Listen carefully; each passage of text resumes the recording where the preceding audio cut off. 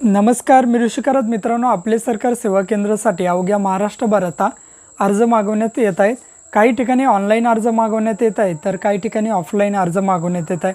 आता कोणत्या जिल्ह्यामध्ये अर्ज मागवण्यात येत आहे, त्याच्या अटी काय आहेत, सेवा शर्ती काय आहेत, पात्रता काय आहेत, याची A to Z माहिती आपण या व्हिडिओच्या माध्यमातून बघणार आहे। तर मित्रांनो, व्हिडिओ नक्की तुम्ही शेवटपर्यंत बघा। आपल्या चॅनलवर जर तुम्ही पहिल्यांदाच आला असाल तर चॅनलला सबस्क्राइब करून द्या। असेच नवनवीन व्हिडिओ आम्ही तुमच्यासाठी घेऊन येतो। जर तुम्हाला काही विचारायचं असलं तर व्हिडिओला कमेंट करा की व्हिडिओच्या डिस्क्रिप्शन बॉक्समध्ये टेलिग्रामचा ग्रुप दिला आहे, त्यावरती तुम्ही अजूनही जॉईन झाला नसाल तर त्यावरती जॉईन व्हा। त्यावरती डायरेक्टली तुम्ही आमच्याशी बोलू शकता किंवा तुमचे प्रश्न आम्हाला विचारू शकता। नक्कीच आमची टीम तुम्हाला त्वरित प्रतिसाद देईल। चला तर या ठिकाणी व्हिडिओला सुरुवात करूया। मित्रांनो, व्हिडिओला सुरुवात करण्याअगोदर आपले सरकार सेवा केंद्र म्हणजेच आपण त्याला महाऑनलाईनची ID म्हणतो, यातून कामे काय काय केली जातात तर यातून मित्रांनो तुम्ही KYC करू शकता। याद्वारे तुम्ही या ठिकाणी कास्ट सर्टिफिकेट असेल, डोमेसाईल असेल, उत्पन्नाचा दाखला असेल, असे विविध प्रकारचे सर्टिफिकेट विद्यार्थ्यांसाठी काढून देऊ शकता। मित्रांनो, या ठिकाणी याच्या अटी काय आणि पात्रता काय हे सुद्धा एक महत्त्वाचा पॉईंट आहे। पूर्वीच्या अटी आणि पात्रतामध्ये आता खूप सारा बदल झाले। आता नवीन अपडेट या ठिकाणी करण्यात आलेला आहे। नवीन अपडेट बघूया डायरेक्टली। जुन्या पात्रता मी काय आता यामध्ये तुम्हाला सांगणार नाही। आता नवीन पात्रता म्हणजे काय मित्रांनो, या ठिकाणी तुम्ही 12वी पास असणं गरजेचं आहे। जर तुम्ही 12वी पास नसाल तर तुम्ही या ठिकाणी अर्ज करू शकत नाही। समजा आता जर माझ्या गावामध्ये वॅकन्सी निघली असेल किंवा जागा निघली असेल तर तुम्ही त्याच गावातील रहिवासी असणं गरजेचं आहे। दुसऱ्या गावातील जर तुम्ही रहिवासी असाल तर तुम्ही या ठिकाणी अर्ज करू शकत नाही। तिसरी पात्रता म्हणजे या ठिकाणी तुमचं या ठिकाणी शॉप असणं गरजेचं आहे। तुमचं शॉप का या ठिकाणी जिथं ज्या ठिकाणी आहेत त्याच ठिकाणी तुम्हाला ID भेटते आणि त्या शॉपचं या ठिकाणी तुम्हाला लाईट बिल वगैरे काहीतरी पुरावा म्हणून या ठिकाणी द्यावा लागतो। त्यामुळे तुमचं शॉप असणं गरजेचं आहे किंवा तुमचं सेंटर असणं गरजेचं आहे। त्याशिवाय आता इथून पुढे तुम्हाला ID भेटणार नाही। नंतर बघा, तुमचं कॅरेक्टर सर्टिफिकेट निघलेलं असणं गरजेचं आहे। त्यासाठी तुम्हाला 1 महिन्याचा कालावधी दिला जाईल। त्या अगोदर तुम्हाला एक कॅरेक्टर सर्टिफिकेट सादर करायचं आहे। एज्युकेशन डिटेल्समध्ये अगोदरच सांगितलं मी 12वी पास असणं गरजेचं आहे। तुम्ही या ठिकाणी ग्रॅज्युएशन जर असाल तर या ठिकाणी तुम्हाला 30 मार्क दिले जातात। त्यामुळे तुमचं ग्रॅज्युएशन असणं सुद्धा गरजेचं आहे, कंपल्सरी नाही पण असणं गरजेचं आहे। त्याशिवाय तुम्हाला मार्क्स वाढणार नाही। आणि जर तुम्ही पोस्ट ग्रॅज्युएट म्हणजे पदव्युत्तर असाल तर त्याचेसुद्धा तुम्हाला 25 मार्क या ठिकाणी दिले जाणार आहे। नंतर बघा, तुमची MSc IT असणं गरजेचं आहे। अशा प्रकारचे हे पात्रता नवीन टाकण्यात आले। नंतर तुमच्याकडे CSC सर्टिफिकेट असणं गरजेचं आहे, म्हणजेच आपण त्याला CSC ID म्हणतो। म्हणजेच या ठिकाणी लक्षात घ्या, तुमच्या ग्रॅज्युएशनला या ठिकाणी 30 मार्क दिले जातात, पोस्ट ग्रॅज्युएशनला 25 मार्क दिले जातात। CSC ID असेल तर त्यासाठी सुद्धा तुम्हाला 25 मार्क दिले जातात। म्हणजे 25 25 50 आणि 30 म्हणजे 80 मार्क तुमचे कशाला आहे, तुमच्या एज्युकेशनल क्वालिटीला आहेत किंवा तुमच्यामध्ये जे शिक्षण आहे तुमचं त्याला आहेत। आता राहिले 20 मार्क, हे 20 मार्क कशाला आहेत तर यासाठी तुम्हाला 20 मार्काची मुलाखत असते। ते त्या ठिकाणी मुलाखतीत काही तुम्हाला क्वेश्चन विचारतात किंवा काही प्रश्न विचारतात, त्याद्वारे हे 20 मार्क तुम्हाला मुलाखतीद्वारे दिला जातात। ह्या बेसिक पात्रता आहे। कोणत्याही जिल्ह्यामध्ये जरी जागा निघाला तरी या पात्रता आता कॉमन असणार आहे। मित्रांनो, ह्या जागा निघालेल्या आहेत नागपूर जिल्ह्यामध्ये। आता या ठिकाणी या जिल्ह्यामध्ये ऑनलाईन अर्ज मागवण्यात येत आहे। तो ऑनलाईन अर्ज कशा पद्धतीने करायचा आहे चला तर या ठिकाणी बघूयात। तर मित्रांनो, ही जाहिरात बघू शकता, नागपूर जिल्ह्यातील जाहिरात आलेली आहे। आपले सरकार सेवा केंद्र जाहिरात 2025। आता या ठिकाणी या जाहिरातीमध्ये अटी, पात्रता, सेवा शर्ती वगैरे दिली आणि ही जाहिरात आपल्या टेलिग्राम ग्रुपला आणि WhatsApp ग्रुपला सुद्धा टाकलेली। अर्ज करण्यासाठी तुम्हाला वेळ दिला बघा, 2 ऑगस्टपासून तर 31 ऑगस्टपर्यंत या ठिकाणी ऑनलाईन पद्धतीने तुम्ही अर्ज करू शकता। तो अर्ज कशा प्रकारे करायचा आहे चला तर या ठिकाणी सांगतो। आता या ठिकाणी बेसिक पात्रता आहेत, मी अगोदरच तुम्हाला सांगितलं। सर्वप्रथम गुगलवरती यायचं आहे। गुगलवरती आल्यानंतर या ठिकाणी तुम्हाला सर्च करायचं आहे ASSK नागपूर। अशा प्रकारे सर्च केल्यानंतर बघा, आपले सरकार रिक्त केंद्र प्रणाली यावरती तुम्हाला क्लिक करायचं आहे। क्लिक केल्यानंतर बघू शकता, या वेबसाईटची लिंक व्हिडिओच्या डिस्क्रिप्शन बॉक्समध्ये दिली। महत्त्वाची माहिती या ठिकाणी दिली आहे, काय तुम्हाला डॉक्युमेंट वगैरे लागणार। आता आपल्याला अर्ज करायचा तर या ठिकाणी ऑनलाईन पद्धतीने अर्ज करण्यासाठी नवीन अर्ज या ठिकाणी तुम्हाला क्लिक करायचं आहे। क्लिक केल्यानंतर मोबाईल व्हेरिफिकेशन करायचं आहे।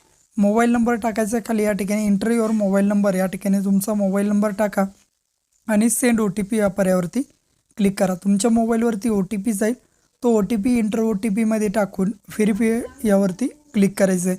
आपला मोबाईल नंबर व्हेरीफाईड झालेला आहे. नंतर पुढे जावरती या ठिकाणी नेक्स्टवरती क्लिक करा. क्लिक केल्यानंतर बघू शकता अशा प्रकारे वैयक्तिक पर्सनल इन्फॉर्मेशन आपल्याला द्यायची.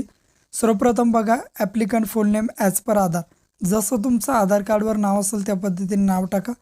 नंतर डेट ऑफ बर्थ टाका. महिना दिनांक आणि वर्ष या फॉर्मॅटमध्ये व्यवस्थित नाव वगैरे डेट ऑफ बर्थ टाकून घ्या.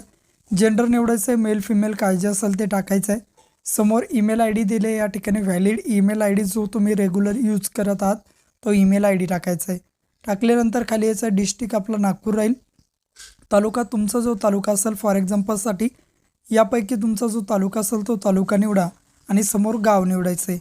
नंतर रहिवासी पत्ता, संपूर्ण पत्ता या ठिकाणी तुम्हाला टाकायचं आहे. राहणार कुठले आहेत वगैरे सर्व. खाली आधार कार्ड क्रमांक या ठिकाणी टाकायचा आहे. नंतर पिनकोड नंबर टाकायचा आहे आणि समोर पॅन कार्ड नंबर या ठिकाणी टाकायचा आहे. पासपोर्ट साईज फोटो या ठिकाणी चूज फाईलवरती क्लिक करून तुमचा पासपोर्ट फोटो 2 MBच्या आतमध्ये JPG, JPEG किंवा PNG फॉर्मॅटमध्ये अपलोड करून घ्या. सर्व मी इन्फॉर्मेशन टाकून घेतो आणि नेक्स्टवरती क्लिक करतो. क्लिक केल्यानंतर बघू शकता आता कोणत्या केंद्रासाठी जागा तुम्ही दिल्या आहेत आणि अर्ज निघाले ते दिले. तर आपलं नागपूर म्युनिसिपल कॉर्पोरेशन आहे. तुमचं जे असेल त्यापैकी ते तुम्ही निवडून घ्यायचं आहे. तर मी ते निवडून घेतो. नंतर सिलेक्ट झोन, कोणतं झोन आहे, फॉर एक्झाम्पलसाठी या ठिकाणी मी एक झोन सिलेक्ट करतो. नंतर प्रभाग कोणता आहे तो प्रभाग या ठिकाणी निवडून घ्यायचा आहे. व्यवस्थित एकदा बघून घ्या. नंतर बघू शकता खाली या ठिकाणी महत्त्वाची माहिती वगैरे दिली आणि नेक्स्टवरती परत या ठिकाणी क्लिक करायचं आहे. क्लिक केल्यानंतर आता बघा शैक्षणिक पात्रता, एज्युकेशन डिटेल्स द्यायच्यात. सर्वप्रथम तुमचं 12वी HSC, नंतर बोर्डाचे नाव महाराष्ट्र स्टेट बोर्ड, तुमचं जे बोर्ड असेल ते बोर्ड या ठिकाणी टाकून घ्यायचं आहे. उत्तीर्ण वर्ष तुम्ही केव्हा 12वी उत्तीर्ण झालं ते वर्ष आणि समोर पर्सेंटेज मॅन्युअली या ठिकाणी तुम्हाला टाकून घ्यायचे आहे. नंतर ग्रॅज्युएशन, याला तुम्हाला 30 मार्क असतात. मग BA BSc काय जे झालं आहे ते टाका. युनिव्हर्सिटी आपली तर ओपन युनिव्हर्सिटी होतं तर वसंतराव चव्हाण ओपन युनिव्हर्सिटी टाकून घेतो. उत्तीर्ण वर्ष आणि समोर पर्सेंटेज टाकून घेतो. परत त्याच पद्धतीने पोस्ट ग्रॅज्युएट पदव्युत्तर तुम्ही झालेलं असेल, MA वगैरे झालं असेल किंवा MSc झालं असेल ते टाका. समोर युनिव्हर्सिटी, उत्तीर्ण वर्ष आणि समोर पर्सेंटेज. या पद्धतीने बेसिक माहिती या ठिकाणी टाकू शकता. कमीत कमी 12वी उत्तीर्ण असणं गरजेचं आहे. पुढे जावरती क्लिक करा. कॉमन सर्व्हिस सेंटर आहे का विचारलं तर येसवरती क्लिक करा. लागणारच आहे. CSC VLEचं पूर्ण नाव, CSC ID, नंतर तुमचा जिल्हा, तुमचा तालुका, तुमचं गाव या पद्धतीने टाकून घ्यायचं आहे. CSC केंद्राचा पत्ता या ठिकाणी तुम्हाला तुमच्या टाकून द्यायचा आहे. तर CSCचा सर्व ॲड्रेस वगैरे टाकून घ्या. खाली या बघा does our any family approved in आपले सरकार, कुटुंबामध्ये अगोदरच आपले सरकार सेवा केंद्र आहे का, तर नाहीवरती क्लिक करून पुढे जावरती क्लिक करायचे. डॉक्युमेंट अपलोड करायचे. सर्वप्रथम आधार कार्ड फ्रंट आणि बॅक साईड दोन्हीसुद्धा अपलोड करायचे. तर या ठिकाणी बघा मी या आधार कार्ड अपलोड करून घेतो. या ठिकाणी 5 MB तुम्ही PDF किंवा JPG फॉर्मॅटमध्ये अपलोड करू शकता. त्याच पद्धतीने पॅन कार्ड अपलोड करून घेतो. नंतर 12वीचं गुणपत्रक HSC सर्टिफिकेट ते अपलोड करून घेतो. नंतर ग्रॅज्युएशन सर्टिफिकेट ते सुद्धा या ठिकाणी अपलोड करून घेतो. नंतर पोस्ट ग्रॅज्युएशन सर्टिफिकेट तुमच्याकडे असेल तर द्या, नसेल तर काही प्रॉब्लेम नाही, ते सुद्धा अपलोड करून घेतो. MSc IT झालं आहे का विचारलं आहे तर ते सुद्धा या ठिकाणी अपलोड करून घेतो. नंतर CSCचा रहिवासी पत्ता म्हणून तुम्ही या ठिकाणी आधार कार्ड देऊ शकता, ते अपलोड करून घेतो. CSC सर्टिफिकेट अपलोड करायचे ते अपलोड करून घेतो. कॅरेक्टर सर्टिफिकेट सध्या अपलोड करायची गरज नाही, निवड झाल्यानंतर 1 महिन्याच्या आतमध्ये तुम्ही सादर करू शकता. नंतर अशा प्रकारे सर्व डॉक्युमेंट्स द्यायचे आणि पुढे जावरती क्लिक करायचे. क्लिक केल्यानंतर या ठिकाणी बघू शकता एक कन्सर्ट दिला, याला टिक करायचं. व्यवस्थित इन्फॉर्मेशन वाचून फॉर्मचा प्रिव्ह्यू या ठिकाणी घ्यायचा आहे. सर्व इन्फॉर्मेशन दिली आहे, व्यवस्थित चेकआउट करायची बरोबर आहेत का. जर काही जर चुकलं असेल तर अजूनही तुम्ही एडिट करू शकता. बरोबर असेल तर पेमेंट करावरती क्लिक करा. या ठिकाणी पेमेंटवरती तुम्हाला रिडायरेक्ट केले जाईल. 100 रुपयाचं पेमेंट या ठिकाणी मित्रांनो तुम्हाला करावं लागेल. पेमेंट व्यवस्थित टर्म्स अँड कंडिशन ॲक्सेप्ट करून घ्यायचं. ॲक्सेप्ट केल्यानंतर खाली यायचं आहे. खाली आल्यानंतर या ठिकाणी बघा पेमेंट UPI किंवा नेट बँकिंग 2 ऑप्शन दिलेस, त्यापैकी आपण UPI ठेवणार आहोत आणि पे रोजो पेवरती क्लिक करायचं आहे. क्लिक केल्यानंतर अशा प्रकारे प्रोसेस होईल, तुमचं पेमेंटचा पेज रिडायरेक्ट होईल.